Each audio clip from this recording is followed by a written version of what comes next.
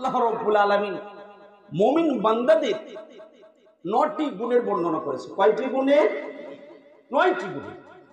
যারা এই 9টি গুণে গুণান্বিত হতে পারবে, আল্লাহ রাব্বুল আলামিন খুশি হয়ে তাদেরকে সুসংবাদ দিয়েছে। সুসংবাদটা কি মুমিনদের? মুমিনের সুসংবাদটা হলো জান্নাত। ভাবতে পেরেছেন? সুসংবাদ হলো জান্নাত, আর জান্নাত হলো আসল শান্তির জায়গা। একবার হযরত মুসা আলাইহিস সালামের কাছে একজন ব্যক্তি এসে বলছে, ওগো মুসা আলাইহিস সালাম, আপনার সঙ্গে তো আল্লাহর সঙ্গে ডাইরেক্ট কথা হয়, তাহলে আপনি একবার আমার জন্য বলবেন তো যে আল্লাহ আমাকে যেন শান্তি দান করে। আচ্ছা ঠিক আছে।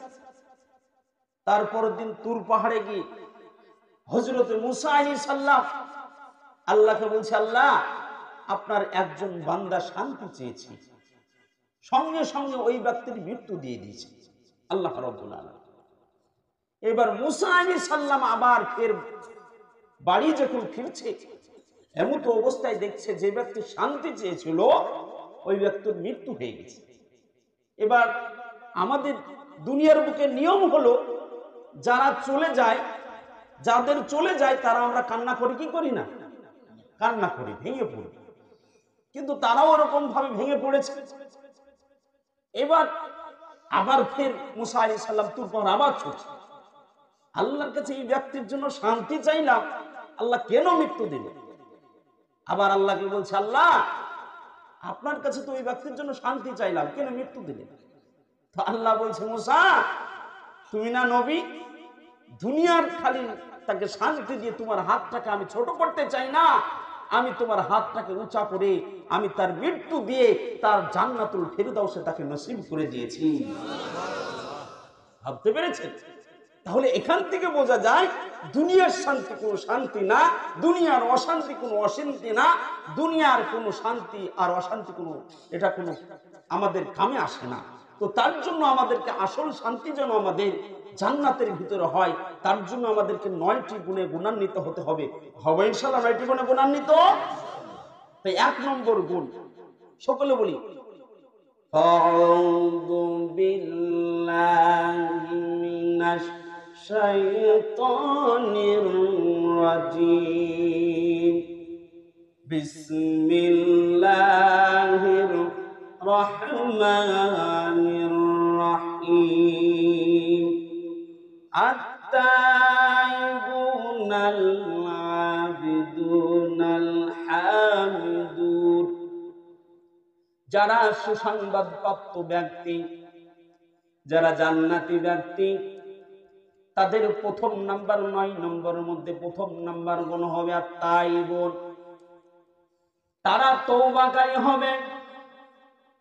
কিন্তু আমাদের মধ্যে দেখা যায় মানুষ তওবা করতে চায় না, তওবা করতে চায় না, কিন্তু ওই ব্যক্তিকে আল্লাহ মহব্বত করে না, ভালোবাসে না। কিন্তু আল্লাহ রাসূল হাদিসের মধ্যে জানিয়েছে, কুল্লু বানি আদম খাত্তাউন ওয়া খায়রুল খাত্তাইনা তাওয়াবুন। ওই ব্যক্তি উত্তম ব্যক্তি যে গুনাহ করে ফেলেছে, ভুল করে ফেলেছে। আদম সন্তান প্রত্যেকটা ব্যক্তি আমরা গুনাহগার, কিন্তু ওই গুনাহগার সবথেকে উত্তম গুনাহগার যে গুনাহ করবে এবং তওবা করবে। আর মুমিন মুসলমান, আমাদের প্রত্যেকটা ব্যক্তি আমাদের গুনাহ আছে, কিন্তু গুনাহ হলে আমাদেরকে তওবা করতে হবে। কিন্তু কিছু ব্যক্তি আছে, যুবক ছেলেদের মধ্যে দেখা যায় গুনাহ করে, আবার অন্যজনের সম্মুখে গিয়ে বলে বেড়ায়, জানিস আমি ওই মেয়েটার সঙ্গে সম্পর্ক করেছি, জানিস আমি ওই মেয়েটার সঙ্গে জেনা করেছি, জানিস ওর সঙ্গে খারাপ কাজ করেছি, জানিস আমি সুদ খাই। এই যে গুনাহ করে আর গুনাহ অন্যজনের সঙ্গে শেয়ার করে, ওই ব্যক্তিকে আল্লাহ রাব্বুল আলামিন কোনদিন ক্ষমা করবে না। কেননা আল্লাহ রাব্বুল আলামিন প্রত্যেকটা ব্যক্তিকে ক্ষমা করে দিতে যায়, কিন্তু আল্লাহ রাব্বুল আলামিন যখন ক্ষমা করতে যাবে, আর ওই যে সাক্ষী করেছেন আপনি, আল্লাহ রাব্বুল আলামিনকে ডেকে বলবে, ও আল্লাহ, আপনি যে ওই ব্যক্তিকে যে ক্ষমা করতে চাইছেন, কিন্তু আমি জানি ওই ব্যক্তি জিনা করেছে। আল্লাহ ক্ষমা করলে তো চলবে না। তার জন্য আমরা, গুনাহ তো হয়ে যেতেই পারে, কিন্তু গুনাহ হলে তওবা করে নিব একা একা নির্জনে তাহাজ্জুদের নামাজ পড়ে। আমার আল্লাহ রাব্বুল আলামিন আপনার নিজ আসমানে শেষ রাত্রিতে তাহাজ্জুদের সময় চলে আসে, প্রত্যেকটা ব্যক্তিকে বলতে থাকে, আমার মহব্বতের বান্দারা তোমরা শোনো, শোনা, তোমরা না গুনাহ করে ফেলেছো, তোমরা আমার কাছে মাফ চাও, তোমাকে ক্ষমা করে দেব। তোমরা না, তোমাদের না গরিব মানুষ, রুজি নাই তোমাদের বাড়িতে, তোমরা রুজি চাও, রুজির ব্যবস্থা করে দেব। তোমাদের বস্ত্র নাই, বস্ত্র চাও, বস্ত্রের ব্যবস্থা করে দেব। যা চাইবা তাই দিয়ে দেব। তোমরা একবার চার বান্দা, কিন্তু আমরা সারা রাত্রি ঘুমিয়ে কাটিয়ে দিই, আমরা চেতন পাই না, এমনকি হুজুরের রাত্রিতে নামাজও আদায় করি না। করি গো, আফসোসের বিষয়। তওবা করতে হবে, কেউ না, তওবা করা এটা মুমিন মুসলমানের একটা সিফাত, মুমিন মুসলমানের এটা একটা গুণ। যারা জান্নাতে যাবে তাদের প্রথম নাম্বার গুণ হবে তারা তওবা করবে। আমার আল্লাহ রাব্বুল আলামিন জানিয়ে দিয়েছে, ইয়া আইয়ুহাল্লাযীনা আমানু তুবু ইলাল্লাহি তাওবাতান নাসুহা। সকলে বলে আল্লাহু আকবার। একদম আমার ভাইরা, এই বান্দার করেনা, শুনুন শুনুন, আল্লাহ রাব্বুল আলামিন বলছেন, তোমরা তওবার মতন তওবা করলে, খাঁটি তওবা করলে, তোমাদের পিছনকার সমস্ত ধরনের গুনাহকে আমি ক্ষমা করে দেব। কত গুনাহ করেছেন ভাবছেন অনেক গুনাহ করেছে, আমার আল্লাহ বলেন গুনাহ ক্ষমা করবে না। না না, আপনার আমার বোঝার ভুল আছে। আপনি আমি যতই গুনাহ করি না কেন, আমার আল্লাহ রাব্বুল আলামিন পিছনকার সমস্ত ধরনের গুনাহ ক্ষমা করে দেবে। শয়তান বলেছিল, আল্লাহ তোমার জাহান্নাম কি বড় করে তুমি বানাও, আমি একজন ব্যক্তিকেও জান্নাতে ঢুকতে দেব না।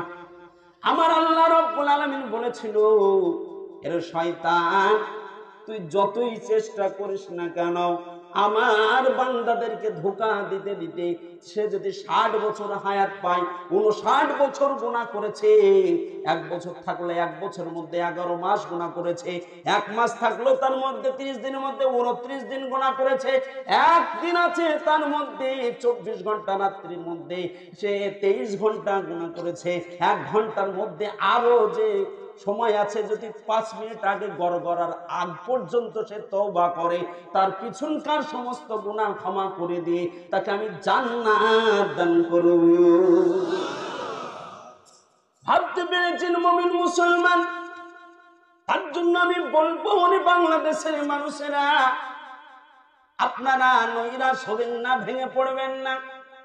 আমার আল্লাহ রাব্বুল আলামিন 24 পারার মধ্যে আরো জানিয়েছে, লা তাকনাতু মির রাহমাতিল্লাহ ইন্নাল্লাহা ইয়াগফিরুদ যুনুবা জামিয়া ইন্নাহু হুয়াল গফুরুর রহিম।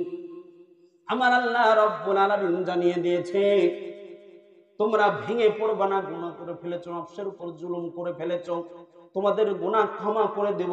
তোমাদের যদি নদী পর্যন্ত আকাশ পরিমাণ যদি গুনাহ হয়ে যায়, তবে তোমাদের গুনাহ ক্ষমা হয়ে যাবে। তোমার কত বড় গুনাহ হয়েছে বলো বলো? তুমি বলছো যে আমার নদী পর্যন্ত গুনাহ হয়েছে, আমার সাগর পর্যন্ত রহমত নিয়ে তোমার কাছে হাজির হয়ে যাব। সাগর পর্যন্ত গুনাহ হয়েছে, মহাসাগর পর্যন্ত আমি তোমার রহমত নিয়ে তোমার কাছে হাজির হয়ে যাব। তোমার আকাশ পর্যন্ত গুনাহ হয়েছে, আমি আরশ মহল্লা পর্যন্ত রহমত নিয়ে হাজির হয়ে যাব। তুমি তবু নৈরাশ হয়ো না। একজন ব্যক্তি কিভাবে আপনার তওবা করে একবার দেখে নেন।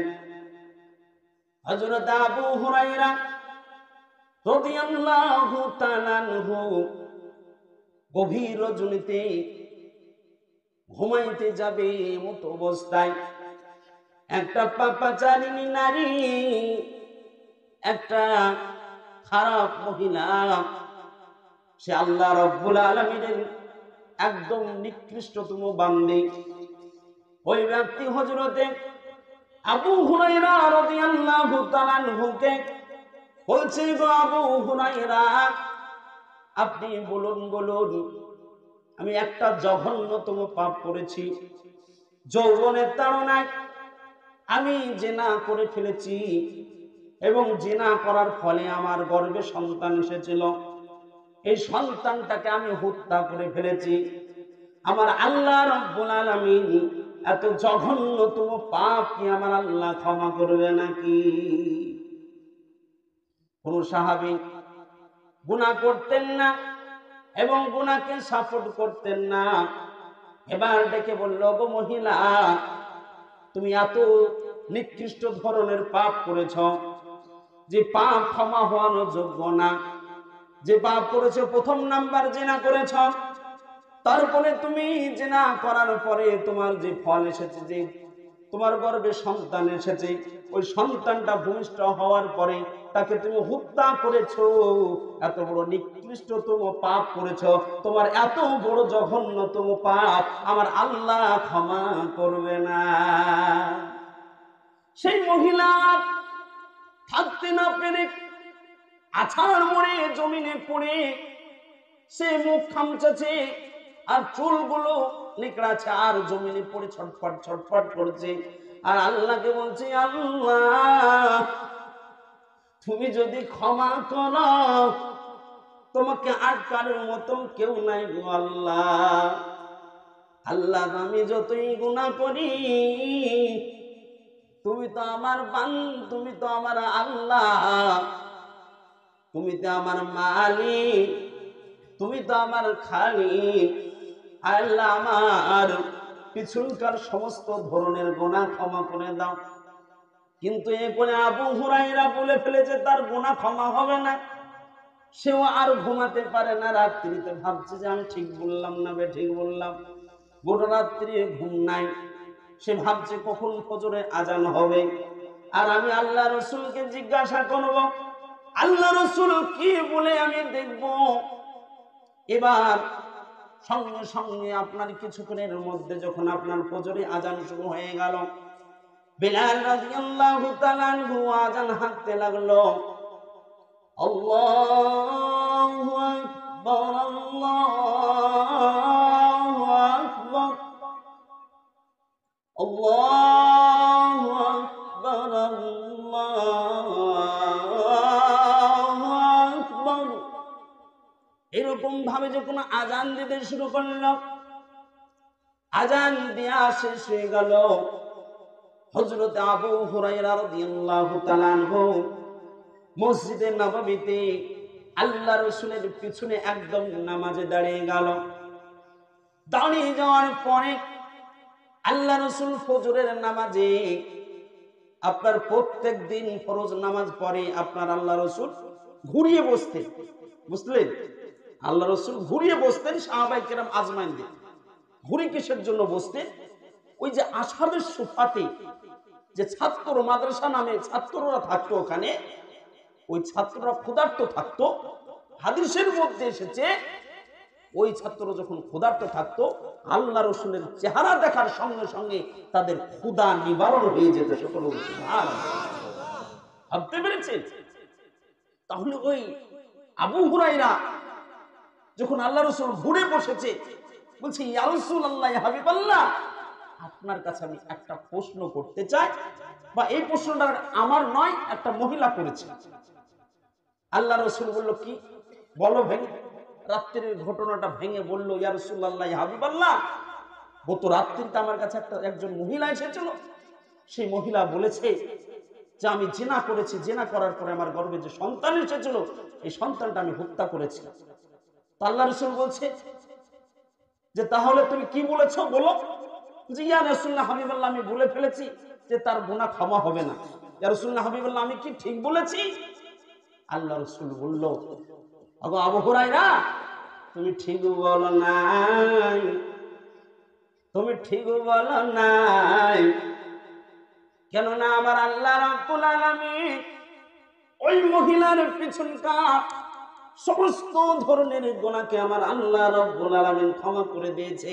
এবং আল্লাহ রাব্বুল আলামিন এটাও আমাকে জানিয়ে দিয়েছে, কোরআনে ওহী অবতীর্ণ করে দিয়েছে, আয়াতটা জানিয়েছে, ইল্লা মান তাবা ওয়া আমানা ওয়া আমিলা আমালান সালিহা ফাউলাইকা ইউবাদদিলুল্লাহু সাইয়্যাতিহিম হাসানাত ওয়া কানা আল্লাহু গফুরুর রহিমা। সকলে বলে আল্লাহু আকবার। এই সম্মানিত উপস্থিতি, আমার আল্লাহ রাব্বুল আলামিন জানিয়ে দিল, ইল্লা মান তাবা, যদি তওবা করে, ঈমান আনে, ওয়া আমানা, ঈমান আনে, ওয়া আমিলা সলিহা, আমলে সলিহা করে, খালি তার পিছনকার গুনাহ ক্ষমা করবেই করবে না, তার পিছনকার গুনাহগুলো আমার আল্লাহ রাব্বুল আলামিন নেকির সঙ্গে পরিবর্তন করে দেয়। ভাবতে পেরেছেন আল্লাহ কত দয়ালু, আল্লাহ কত মেহেরবান। তার জন্য বলবো, রে বাংলাদেশের মানুষেরা, আমরা নৈরাশ হব না, ভেঙে যাব না, আমরা আল্লাহর কাছে খাঁটি তওবা করব তো ইনশাআল্লাহ। আল্লাহ রাব্বুল আলামিন সকলের পিছনকার গুনাহ ক্ষমা করে দিবে তওবার মতো তওবা করলে। আমার কথা বুঝতে পারছেন সকলে তো? না বুঝতে পারছেন না? সব বুঝতে পারছেন তো? যাক আলহামদুলিল্লাহ, অসুবিধা নাই। তাহলে আমি ভাবছিলাম যে বুঝতে পারবেন না আর কি। তাছাড়া আলহামদুলিল্লাহ সবই তো বাংলা বলছি, তাই না? তারপরে সমস্যা হবে না আশা করছি। তো আল্লাহ রাব্বুল আলামিন আপনাকে আমাকে সকলকে কবুল করুক। তাহলে যারা জান্নাতে যাবে, সুসংবাদপ্রাপ্ত ব্যক্তি, তাদের 1 নম্বর গুণ হবে আত-তাইবুন, তারা তওবাকারী হবে। আমরা তওবা করব। আল্লাহ যার তওবা করে তার পিছনকার সমস্ত ধরনের গুনাহ ক্ষমা করে দেয় এবং নিষ্পাপ শিশু যেমন ভূমিষ্ঠ আজি হয় এরকম করে দেয়। সকলগুলি সুবহানাল্লাহ।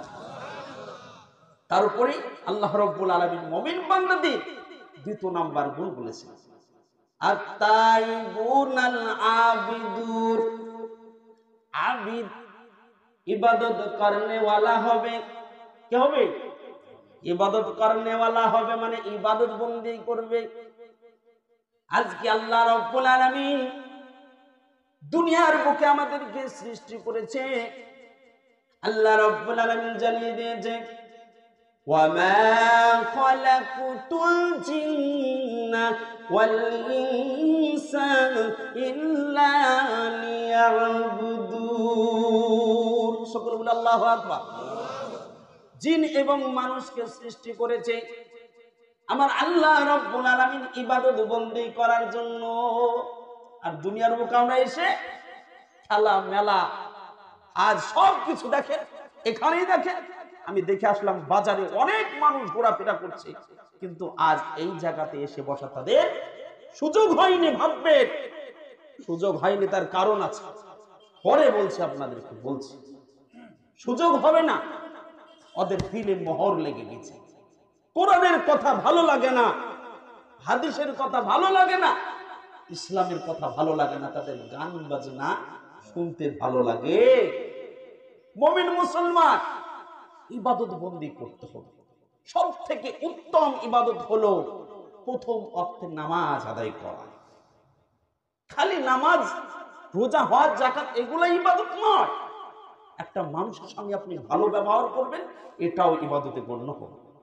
আপনি মাঠে জমিনে কাজ করতে গিয়েছেন, আপনি আপনার লীলাতে শুরু করেছেন, বিসমিল্লাহ বলে শুরু করবেন আর শেষ করবেন আলহামদুলিল্লাহ বলে। মা বোনেরা বিসমিল্লাহ বলে ঝাড়ি দিতে শুরু করবেন আর আলহামদুলিল্লাহ বলে শেষ করবেন। ঝাড়ু দেওয়া হয়ে যাবে, আপনার জমিনের কাজ করা হয়ে যাবে, এগুলো ইবাদত বন্দেগীতেও কবুল করে নেয়। সকলে বলে সুবহানাল্লাহ। ভাবতে হবে তাহলে ইবাদত বন্দি করলে কি লাভ হবে। আমার আল্লাহ রাব্বুল আলামিন 30 পারা মধ্যে জানিয়েছে, রব্ব হাযাল বাইত আল্লাযী ইয়াত'আমুহুম মিন জু'ইন ওয়া আমানাহুম মিন খাউফ। ওই রব্বে কাবার, কাবার যদি আপনারা ইবাদত, ওই কাবার মালিকের যদি আপনারা ইবাদত বন্দি করতে পারেন, মানে আল্লাহ রাব্বুল আলামিনের ইবাদত বন্দি করতে পারেন, আল্লাহ রাব্বুল আলামিন দুইটা পুরস্কার দান করবে। এক নম্বর পুরস্কার হলো আপনার রুজির অভাব জিন্দেগিতে আল্লাহ দেবে না। দ্বিতীয় নাম্বার হলো আপনার আল্লাহ সিকিউরিটি গার্ড দিবে। কিরকম সিকিউরিটি? আমাদের নেতাদের সিকিউরিটি গার্ড থাকে কি থাকে না? তারা কিন্তু জানের গার্ড থাকে না, তারা খালি বডি গার্ড থাকে না। তাকে যদি গুলি করে মেরে দেয়, তারপরে যদি সিকিউরিটি গার্ড দেখে জিজ্ঞাসা করা হয় কি ব্যাপার, তুমি না এর বডি গার্ড আছো, তো বলবে আপনারা তো আমাকে বডি গার্ড রেখেছেন, আমাকে তো বলেননি যে জানের গার্ড দেওয়া। বুঝতে পারলেন? তো মাথায় রাখতে হবে একমাত্র নিরাপত্তা আল্লাহ রাব্বুল আলামিন সিকিউরিটি গার্ড দিতে পারলে এক আল্লাহ রাব্বুল আলামিন পারে। তো কোনো কিছুর ভয়ের দরকার নাই, এক আল্লাহকে ভয় করা লাগবে, তাহলে আল্লাহ রাব্বুল আলামিন আমাদের গার্ড হয়ে যাবে। সকলে বলি সুবহানাল্লাহ। তাহলে আমরা ইবাদত বন্দি করব। মুমিন বান্দাদের তৃতীয় নাম্বার গুণ হবে আত-তাইবুনাল আবিদুনাল হামিদুন। হামদ করনেওয়ালা হবে, মানে প্রশংসা করবে আল্লাহ রাব্বুল আলামিনের। আমরা প্রশংসা করতে চাই না, শুকরিয়া আদায় করতে চাই না। আমরা যদি আমাদেরকে জিজ্ঞাসা করা হয় ভাই কেমন আছে, বলছে এই চলে যাচ্ছে, কোনো রকম চলছে, ভালো নাই গো, শরীর ভালো নাই গো, খুব সমস্যা চলছে গো, ঝামেলা চলছে, বলে কি বলে না? মুখ থেকে বের হয় না আলহামদুলিল্লাহ আমি ভালো আছি, আমাদের মুখ থেকে বের হয় না। শুকরিয়া সর্ব হালতে আপনি করতে হবে, কেননা আল্লাহ রাব্বুল আলামিন জানিয়েছে লাইন শাকারতুম লাযিদান্নাকুম ওয়া লাইন কাফারতুম ইন্না আযাবি লাশাদীদ। আমার আল্লাহ রাব্বুল আলামিন জানিয়েছে তোমরা যদি আমার মালের শুকরিয়া আদায় করো, আমার নিয়ামতের শুকরিয়া আদায় করো, তাহলে তোমাদের নিয়ামতকে আরো বেশি বেশি বাড়িয়ে দেব। আর তোমরা যদি না শুকরিয়া করো, তাহলে কঠোরতম আযাবের জন্য তৈরি থাকো, অপেক্ষা করো। তার জন্য হামদ করতে হবে সর্বহালাতে, আল্লাহ রাব্বুল আলামিনের শুকরিয়া আদায় করা লাগবে। আমরা যদি ভাবি আমি তো 5 তলার মালিক, যদি 10 তলার দিকে নজর দিই তাহলে শুকরিয়া আদায় হবে না। আমি যদি 50 বিঘা জমির মালিক 100 বিঘা জমির দিকে লক্ষ্য দিই, আমাদের শুকরিয়া আদায় হবে না। উঁচু দিকে নজর দিলে শুকরিয়া আদায় করতে পারবেন না। আপনি যে হালাতে আছেন, আপনি যদি ভাবেন যে আমার একটা ঘর আছে পাকা, তাহলে ভাবেন যাদের ঘর এখনো তৈরি করতে পারেনি তাদের দিকে নজর দিন, ওর থেকে তো আমি ভালো আছি। যারা ঘর নাই তারা ভাবেন যারা ওই যে ট্রেনের রাস্তার পাশে বাস করছে, যাদের কিছুই নাই, খেতেও ঠিক মতন পায় না, তাদের দিকে নজর দেন, তাহলে ভালো থাকবে, শুকরিয়া আদায় করতে পারবে। একজন বিখ্যাত আল্লাহর ওলি, সে ইবাদত বন্দি কিন্তু কোনো কামাই করে না, কিন্তু তার পায়ে কিন্তু জুতা না।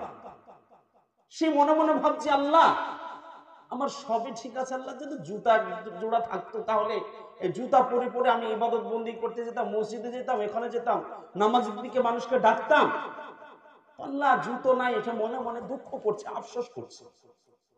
আমার আল্লাহ রাব্বুল আলামিন ওই বান্দাকে শিক্ষা দেওয়ার জন্য বলল বাড়ি থেকে বের হ।